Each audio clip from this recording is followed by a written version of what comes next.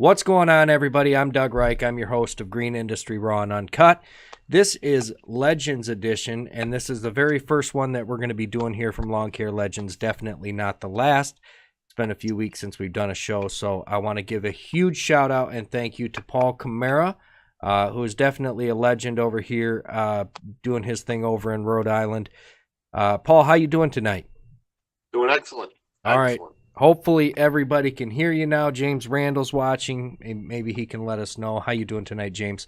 So let's dig right in since we're running out of time here, and we're going to start right back off with that first question again. So, Paul, we want to know a little bit about you, the person. You know, obviously we see the guy on Facebook in the groups and sharing the pictures and everything, but let's hear a little bit about the personal level about Paul. All right. Well, pretty straightforward. I'm married. 13 years on the 19th just went by. We made 13 years married. Don't have any kids. We have a little dog that's like our kid though, and we have our house here. We have the shop, the office, garage. Everything's on our site, so we really don't.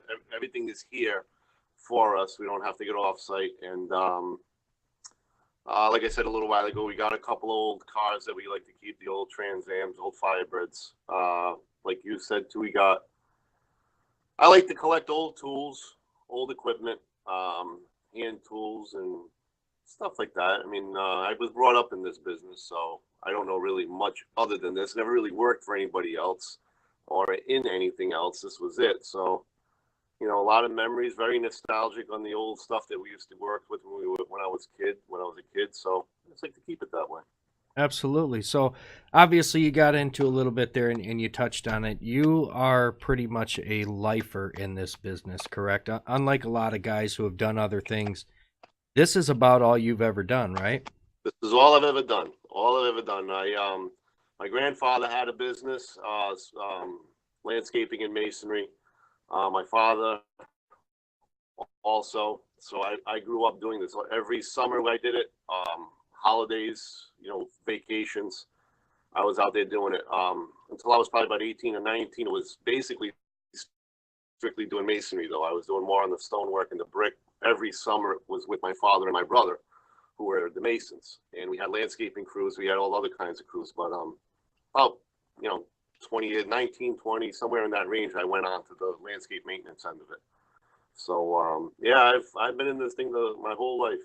Machine operating, fertilization, irrigation. We've done it all. Done everything. So you yeah, and a little bit of everything. Yeah, and the work that you guys do, I mean, we're talking. I mean, for me, a guy in Michigan, we don't see properties like what you're servicing over there. They just don't exist here, or maybe I've just never seen them. But you guys are doing some really, really crazy stuff out there. Yeah, there's some nice properties that we take care of, and it was a plan made to do that too. It wasn't something, because when I was a kid, we did a lot of everything, like everybody does. Like I said, we were doing stonework, we were doing irrigation, we were doing everything, you know, basically what you're told to do. Every aspect of landscaping we did. And when I left in 2000, all I wanted to do was work on nice properties. That's all I wanted to do. I couldn't stand the mow and blow. I couldn't stand fertilization. I just didn't want to do any of that. And I really had like that, I don't know, like craftsman, I guess, mentality. I just liked to do the work and gravitated towards doing that kind of work. And I guess gained the reputation working there and worked out pretty well over 18 years. Yeah, absolutely. So we're going to touch a little bit more on that in a minute, but how exactly, you know, you said you did this with the family and stuff like that, but now you are your own entity. So how did that exactly happen? I know that you have a brother that's still in the business and you do the business, but at what point and what made you say, I'm doing this for me now? In 2000, my father became kind of ill, and he wanted to retire, and he wanted to do a kind of semi-retirement type of thing. He wanted me and my brother to be partners, have like a partnership in the business of his business, which was PC landscaping. And me and my brother was smart enough to know that partnerships are bad and family businesses are even worse. So we decided that we weren't going to do that. So my father actually stayed working for my brother for many years because he's like me. We're all hands-on kind of guys. So he stayed with my brother on the stonemasonry. My brother does some unbelievable. You got to see photos of the stuff that he does. We work together on a lot of projects, but he does all that outdoor kitchens and fireplaces, really nutty stuff. And he went his way in 2000, and I bought the landscape maintenance division for my father's company. Okay. And it was probably around maybe 2, maybe 3 really nice properties, and the rest were kind of, your average mow and blow and, quick kind of lawns. And so in 2000, my father gave me the option to buy that part out, and my brother got to buy out the masonry. That's the only way and it was the best thing he ever did. At the time, it was a little upsetting, but it was the best thing he ever did, was make me pay for it, because you get an appreciation for the business a little bit more than if it's just handed to you, in my opinion anyway. Absolutely. I agree with you on that 100%. Yeah. I see a lot of guys that get things handed to them and they really don't appreciate it. And then the business just goes right down the toilets. But I think having that little bit of vested interest in it, having that money into it, really made a difference for me and my dad. Okay. So now you told me, we talked to, obviously, we've talked before, and you've mentioned some things, and you mentioned to me that you have a little bit different business model than what most people have. So this is going back to the conversation we were having just before that one. Explain that to guys. Obviously, with the properties you're working on and what you're doing, explain to everybody your mentality with that. Well, in most people that you talk to, business-wise, they're always saying, if you're not growing, you're dying. If you're not getting bigger, you need to grow, get more clients. And I kind of went the opposite way of that. Like I said, I started off with oh, did I lose you or something? It seems like you're moving and you're not moving anymore. I'm still here. Still there? Yeah, I'm still here. We might just be having a little glitch for a moment. All right. So what I wanted to do, and I guess they say it now, is grow the top as you dissolve the bottom. So I've always grown every year, but getting rid of, or getting away from less profitable clients while new clients came in, better clients, higher paying clients. I've always had 3 guys working for me. In 2006, we tried the growth. We went into 2, almost 3 crews, and I couldn't handle it. I'm too hands-on. I like to do the work, and it was forcing me to be more of an office guy, more of a guy that puts out fires, that's apologizing for every mistake the guys make, and I just can't do that. My mentality doesn't do that. So we just kind of gravitated to just doing that high-end. I don't even like we're using the word high-end, but that detail kind of work. And I can be there. I got 3 guys that could be bosses on anyone else's crew, and we all just know what we're doing all the time. The customers love it, and we can make money in a certain way that other people can't. Where most guys have to price every job out, every single thing they do, whether it's mulching, planting, whatever it is. We don't have to. It sounds a little arrogant to say, but most of our customers give us carte blanche. Whatever we need to do, we do. If it's, if we don't need mulch that year, we don't. If we got to add plants, we just have to tell them, that back corner needs a little bit of dressing up. Take care of it, Paul. Just make it look nice. But the downfall of that is you can't grow. You can't get big. Right. Because I have to be there. The business is on my back. My guys can work without me. I have knowledgeable, very experienced guys where if I need to go on vacation or I take a few days off, if I get sick, they can still carry on. But most of it is my name. Is that, pretty much where it comes down to. Right. So, it's a little bit different than the growth mentality. I just don't have that growth mentality. I think, and it's a different aspect here of the business for a lot of guys to see, and obviously they can see in your pictures that you post, and I see in your pictures that you post, that you're not just taking care of the house up the block. You're taking care of some amazing properties that people, right. I'm going to go there. They spend a lot of money on, and they make sure that they stay looking nice, you know, and that's a beautiful thing. And you know, not every area and not every guy out there has properties in their area that they can service like that. So I mean, that's an awesome thing for you, really. And I think I'm that's driving. cool. It's not in my backyard, those properties, to be honest with you. I mean, Sure. there is travel to those properties, but you're spending half a day or a day on on a lot of them.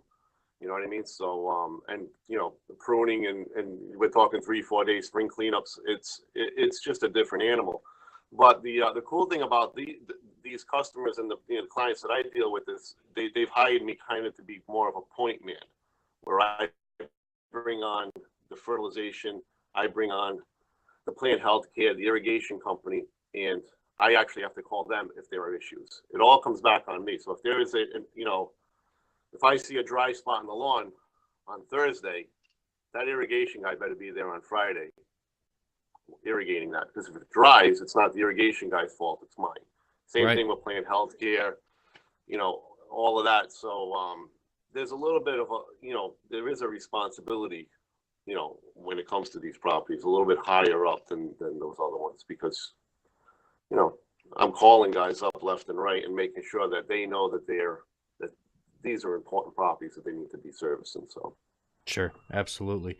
So I like to refer to you and some of the things that I've seen in your posts and what you say and all that stuff. Your knowledge in this industry is, I mean, to me, it's huge. Like you said, the plant health, the plant species. I mean, you know it all. I mean, do you have any formal education beyond? none. None? The only formal education is every winter I do something. I've every winter we do whatever seminars are being put on or whatever. I recently became a certified horticulturist in Rhode Island, which that was maybe about, I don't know, maybe 5, maybe 10 years ago. I forget what it was. But no, I haven't gone to college. I guess if that's the formal what you're talking about. No, I didn't. I don't have a degree in horticulture. I'm not an arborist, which is definitely on my to-do list in the next year or two. But it's all been in the field. It's all been things that you learn in the field. And I'm kind of glad I did that, because if I didn't do that, there's a guy named Pearl Fryer. He's a topiary artist, I think in North Carolina or South Carolina. He said it best. He said, if I went to horticulture school, if I learned, and this is nothing against people that go to horticulture school, believe me, it's not a dig on them, but you're taught in a certain way that I wouldn't be doing topiary if I learned through horticulture, because it's taught that that's the wrong thing to do to plants. So, most of what I do well, I probably wouldn't be doing if I went to horticulture school. So, not to say that it's wrong, don't get me wrong, but I know how to do it, that I don't know how to that I know how not to damage those plants by doing that. So there's a difference. Yeah, absolutely. So a couple questions. I'm going to go to some comments here. And if you don't want to answer these, you don't have to. This is completely up to you. So this one's from Daniel Segway. He wants to know, and obviously I'm guessing that it's not a ton with what you're doing, but how many properties do you take care of? I take care of 20 weekly. I think 19 or 20 weekly. And I got another 20 that I do seasonally, which that means is there's another guy that cuts the grass. I go in, I do the planting, the annuals, the pruning, the spring cleanups. I don't do the fall cleanups on those properties. The maintenance, the mowing company does that. But that is probably one of my more favorite clients to deal with. The ones I don't have to mow are the ones I like to do the most, where I'm going in once a month, maybe once every 2 weeks in the springtime. The garden care, the plant care, the pruning, the topiary. That's what I like to do the most. But we do, like I said, 20. I think it's either 19 or 20 mowing properties. Those couple really big ones that you see on those estates. Those we mow. Okay. The pictures that I laid out. Okay. So beyond skill that you've earned for doing this your whole life, what kind of tip can you give guys out there to get the hedges looking, the topiaries looking as sharp as what you do? not to go too far in. Some guys want to go too far in. If you're working on privet, if you're working on a deciduous plant, goes, you can run them really, really tight. But if you're in conifers like Taxus, boxwood, you got to leave some of the green. You got to leave some of the new wood, even if it's just a quarter of an inch or an inch. Leave it. I wouldn't say an inch, but at least a quarter of an inch. You got to leave a little bit of that new growth. Because it'll get too condensed, and not only that, you have to go in and you have to selective prune when you're doing topiary too. You got to be able to get some air circulation, and you have to get some light inside, because you don't want to make it so dense that it's not getting any light or any circulation inside the plant. So okay, there you go, Blaine. That's one tip. Another tip is something that you can't teach. It's something that you just have to learn. It's the eye. You got to have the eye for it. Sure. Yeah, absolutely. So, that was just a couple questions from the comments that I like to throw in here. So if anybody out there has any more questions, we'll be sure to ask. Whatever you got. Yeah, absolutely. So now you I believe you're a Walker mower fan. Oh, absolutely. Yeah, I won't run anything else after this. This will be my retirement machine. Okay, so how many mowers do you have? I have two walkers presently on the trade here. Tomorrow or Friday, I'll be picking up another brand new one. So there'll be three. And I have an older mower, and I'd love to take a picture of it once I get it out of the shed. It's called the Hustler Shortcut. It is very similar to the Walker mower, but you ride it like a motorcycle. And we had this back when I first started in 2000 on my own. And it's a real sweet looking machine, real cool thing, and I'm going to keep that for a long time. That's going to be it's still in good shape too. So that's But any machine, to me, I like having both sides to be able to trim up to. I don't like having to blow grass to the side, and I don't like having a chute on the side. I like the trimmability that the Walker mower has on both sides. I like the vacuum. I love the grass handling. The clients that I deal with, they don't. Though I'm not saying that it's right or wrong to bag. I know there's a lot of arguments when it comes to bagging and not bagging. Putting nutrients back and everything. They don't want to go outside and have grass on their sneakers. They just don't. So it's got to be clean. It's got to be vacuumed. And to me, in my experience, the Walkers have that hands down. Very cool. Yeah, I can't wait to try one of those. I'm definitely looking forward to that. You know what? I got to a point where I really hated cutting grass. I rode a belly-mounted Hustler for a while, the mid-mounted Hustler for a while, and I hated cutting grass for a good many years until I found this machine. Now, you put your headphones on your head and you mow lawns, and it's actually, kind of peaceful now for me to cut grass with those machines. Where there was a time there I hated it, absolutely hated it. So 2 days we mow lawns on Thursdays and Fridays. Those are the thinking days. Yeah, keep them looking good for the customers on the weekends for sure. So yeah, absolutely. All you're thinking about is keeping that line straight. Right. That's the only work to it. So so obviously, another thing that's big for you is you've just recently ventured into the YouTube world. I have to say, and I said it in a comment earlier today, you're doing it. It's phenomenal, and you're putting out phenomenal stuff. And you got noticed by Echo. You've got a featured video on the EchoMeansBusiness.com page. I mean, that was a big eye opener for me. I was like, wow, look at that. Because I've been running Echo my whole life, so that was a cool thing. Yeah. The last couple of years, I mean, the first video I think I saw was a guy named Johnny Moe on YouTube, and the guy was I don't think he's on anymore. He hasn't put anything new up, but he just had this great way about him that got you back in. Like I was kind of getting flat on everything, and the guy just got you so motivated and so pushed to get going, and then you find all the other guys that are on there too, and some unfortunately some guys have more knowledge than others, but YouTube is great. I think the community, and it's pulling the community together, like with the Facebook groups and everything. I really am into this community.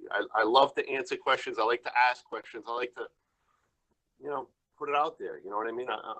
If I were in a different life, I'd probably be some kind of a teacher.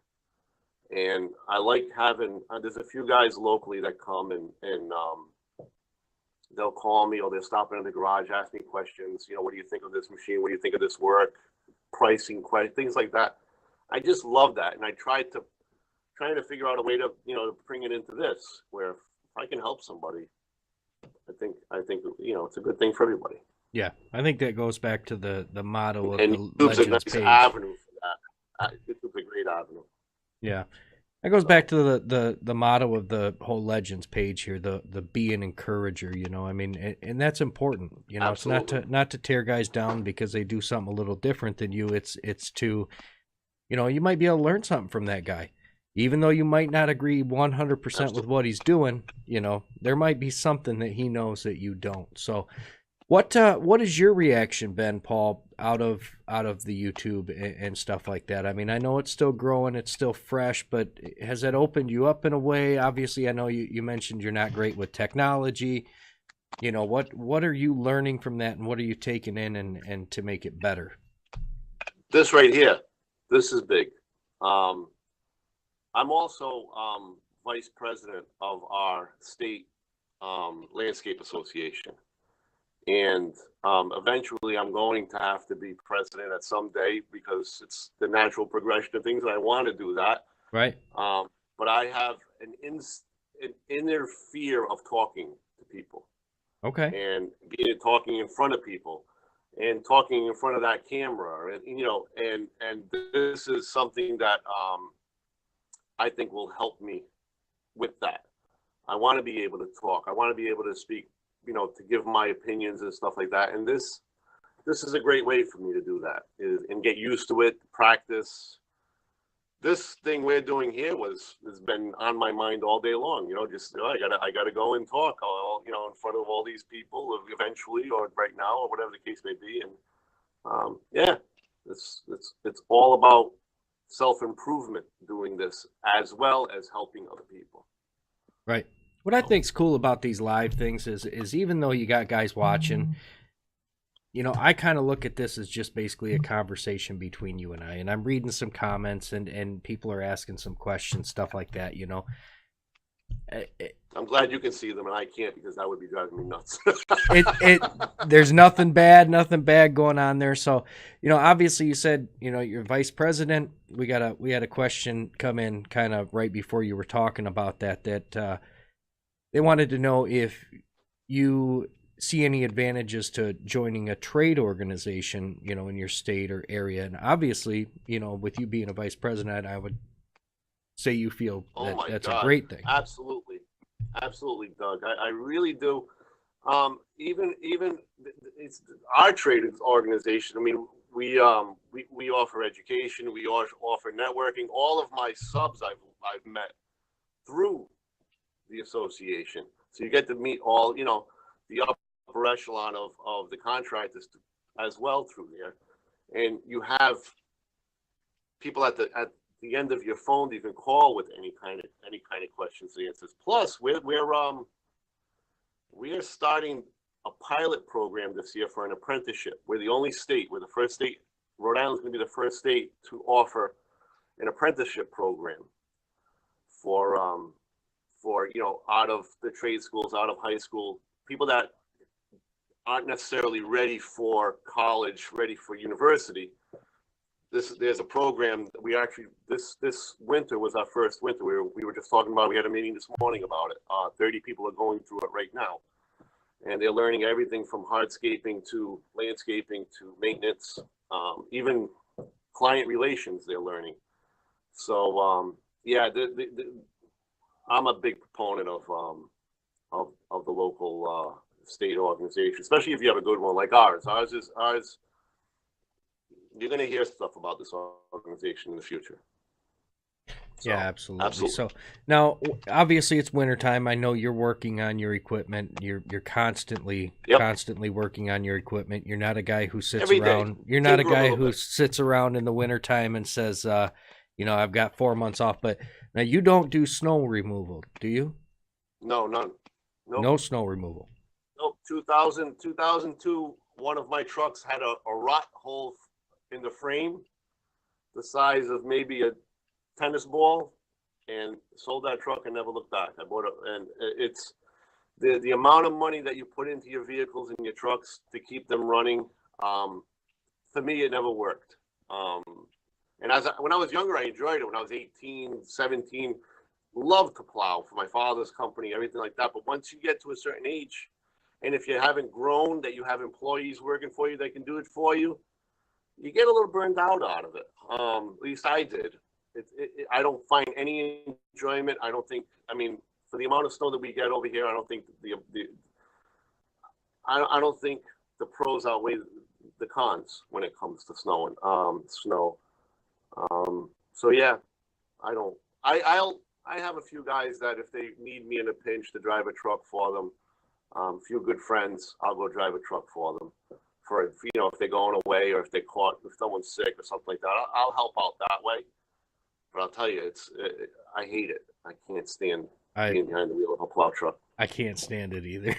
Yeah. You're not the only one. It's just like you said, and maybe I didn't get into the whole snow plowing game early enough, I guess, if you want to put it that way. It's not my thing. I don't like being out there. I don't like being out there for 22, 24 hours. It's just, I'm done. I'm done doing that. No, an old guy told me once, put all your money in a jar, and then after you fix your truck, tell me how much money you have. And it's true. It really, between, I mean, the way trucks are, if you're buying new ones and replacing them, I guess that works. Sure. But if you're running older equipment and you have, trucks aren't like the 85 GMC that we used to run where you could pull an engine and put a new engine in it for $2,000. You can't do that now. Right. Everything, any kind of repair has to go to the dealer now. And it's astronomical. We could pull a drive shaft in a truck in 3 hours and put a new one in. Now it's nuts. So I don't know how guys are doing it, buying $60,000, $70,000 dump trucks and then putting $10,000 worth of equipment on them and putting them into salt and snow. I don't see it. I don't see it. Yeah. Couple years they look like crap. And in some areas there's great money in snow. In Michigan here. Oh, absolutely. In Michigan here, I don't know what it is. I live in West Michigan. Obviously I'm 15 minutes from Lake Michigan. We get hammered. So people around here undercut the snow plowing business so much that we should be charged. I hear guys in Ohio that are making 3 times as much on a contract for the year when they get 2 or 3 snow events, and we're getting them once, twice a week. It's not a thing that makes sense to me. It never will. I hear guys making crazy money. Even around here, I hear guys making crazy money. Believe me, if anything I'm saying here is not to deter anybody from plowing snow. It's just not for me. I never saw the benefits in it, but I see guys, there's a couple of big companies around me that most of their income comes from plowing, and it's nuts. And people can do it, and all the power to them. I don't. The trucks stay in the garage all winter long, nice and warm. That's where I like them. Yeah. That's yeah. me. No, and you know what? You keep, dude, you keep your equipment immaculately clean. I mean, if there was a dust speck on that truck sitting in your garage right now, I'd probably be shocked. I get, my beans busted a lot about that, but you know what? It's fine with me. I do like the trucks. Like I said, I'm a classic car guy, so I'm not really even doing it for the marketing. I'm doing it because I just like the way they look like that. Mm-hmm. But the trucks and the business is, because they are kind of funny looking with that, that cab over look and everything like that, they are pretty well known in and around my area. Oh, I bet. So they're nice. Your equipment is beautiful. So Obviously, we're coming up. We're about getting to the end of February. When do you kick your season off over there? When do those trucks get to leave the garage? Usually it's the 1st of April. This year we might be going out earlier. Um, just because there's a few things that we couldn't get tidied up at the end of winter because we got a snowstorm that kind of shut us down. So we might go out a little earlier. I don't like to bring the guys back in until I know for sure we're running. So usually it's April 1st. I don't even like to do spring cleanups before April 1st because if it does snow, Right. and or whatever damage that can come, I got to go back to those properties anyway. Right. So usually April 1st is my go-to day, but this year we might be slipping out a little earlier, depending on how the weather lets us do that. But around here, we never know. It could be, like I said, today was 64, and they're calling for snow tonight. So I have the weather is so nuts in my area. I'm hoping. I want to be done with snow. I'm so sick. I'm moving to Florida.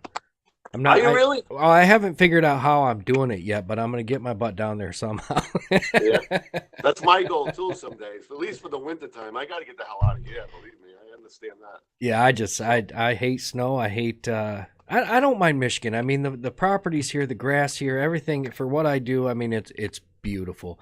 You know, I don't like doing snow. I did do some snow this winter, but I also find other ways to make winter income. I mean, is that something? Sure. Is that something that you do, or are you just working around the shop, working on your business, on your landscaping business in the wintertime? I come down to my garage at 6:30 and I go back in at 6 o'clock. I'm in here all day long, whether it be in the office here, doing whatever I need to get done in here, or I'm down there all winter long. I just, I don't know how guys don't do it because there's something to do every single day, and all I have is this small little business. So I don't understand, the complaints of not having anything to do. So I have just to get the trucks waxed and all. I mean, I got at least 2 or 3 more weeks of work to get done. Right. Before I get started. So do you think there's a lot? Yeah. Do you think that hurts some of these guys because they kind of, winter comes, fall cleanups are done, they don't do snow, and they just kind of lay on the couch for a few months until, hey, I better start advertising? There are a few guys that do that. Yeah, there's a lot of guys that do that, but I think that I'm an optimist. I'm partly a realist, but I'm an optimist. I think people, do good somehow. I don't like to think people are sitting around not doing anything, because if they are, then, shame on them. There's so much to do. Even if it's in their office, there's so much to do, whether it's marketing, whether it's, trying to figure out costs. Like I put a video up the other day about, taking notes during the day, and that's the time you go back and look at all those notes. You take every day. There's something that you can learn, and that's the winter time. Go over those things and get yourself motivated for the springtime. I think some guys do kind of sit around and don't do anything, and shame on them. They should, they own a business. So. Right. Well, cool. I appreciate it a ton, Paul. I don't have any more questions. Did I lose you? Is there anything else you want to touch on tonight? Did I lose you there? You might have for a minute. You might have. So that's about all I got for tonight, Paul. Is there anything else you want to touch on while we're live here? No. I think we did good. I think this was fun. I enjoyed it. So we're gonna check back in. We're gonna check back in, and obviously you're going to GIE this year, so I'm gonna meet you there. I am. I'm excited for Absolutely. that. So we're gonna. That's all. Being a friend of mine. As a matter of fact, he should be around. My friend Paul Freya. He's actually the president. Me and him are going to be going down together, and I think he's a member of the Legends as well. Okay. A little bit more quieter than me, but we're going to be going down. We're going to have a good time. I'm really looking forward to that. I'm really excited for it too. I wanted to go last year. You've never been either, right, Doug? Nope. This will be my first year. So yeah, I'm excited, man. First year for all of us. Then. That's right. We're just gonna have to get the rookies together and learn the ropes down there. Take a day to do that. Dan, I don't know if Dan's watching or not, but I know Dan is a veteran of that place. We got to ride his coattails a little bit. He knows what he's doing down there. Yeah, absolutely. And I have a hard time with his last name, so I'm not even going to try it. It's Segway. Segway. Oh, just Segway. like that's right. His video said that. Like the thing that you ride. That's right. Yeah, see, I watch Daniel these things. I watch these Yeah, you things. do. I did too, but I forgot. My brain, the age, I guess. Well, Paul, I appreciate it a ton, man. Obviously, we just kicked out the first Green Industry Raw and Uncut Legends edition. I hope it went good for you. I think it went fantastic. I appreciate your time, and I think everybody out there as well appreciates digging into the mind of you. And true legend, I appreciate it a ton, and thank you so much. And look for us. Thanks for having me, Doug. I really appreciate doing this. I really had a lot of fun. Thank you.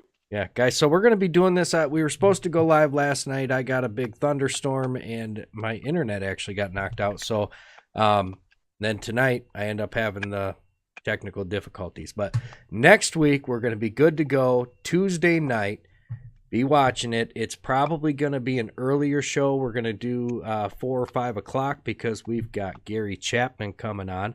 No kidding. Yeah, that's going to be a killer show, and we got to do it early because he's in the UK, and they go to bed early on us. They couldn't stay up. Yeah. Well, what's got to be? What are they? 5-6 hours after us, right? So they're sleeping right now. Yeah, they're about 5 hours. So, all right, cool. I appreciate it, Paul. You have a great night, and everybody else out there have a great night. Thank you very much for watching. You guys take care. See you later.